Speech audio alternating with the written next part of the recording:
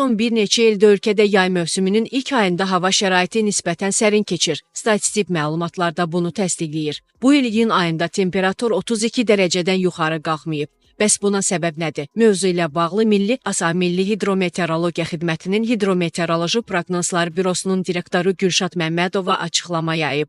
O deyib ki, buna səbəb ay ərzində xəzri küləyinin güclənməsidir. Şimal-qərb küləyinin güclənməsi havanın temperaturunun aşağı enməsi müşahidə edildi ki, bu da bir qədər havada sərinlik effekti yaratdı. Havada müşahidə edilən dəyişikliklər ətraf mühitə də təsir edir. İqlimşünas mütəxəssis Fəridə Talıbovanın sözlərinə görə bu məsələ iqlim dəyişiklikləri ilə əlaqədardır. Bu istiləşmə deyil. Sadəcə onun növlərindən biridir. Yəni bunlar ara-ara müşahidə edilən hadisədir. Bunun səbəbi atmosfer dövranı, lokal iqlim dəyişmələri ola bilər. Eyni vaxtda şimaldan gələn meridional hava kütlələri də bunun səbəblərindən biri hesab edilə bilər. Əlavə edək ki, iyun ayının 20-sindən mülayim cənub küləkləri müşahidə olunacaq. Havanın temperaturu günorta saatlarında 30-32 dərəcəyə yüksəlməsi gözlənilir.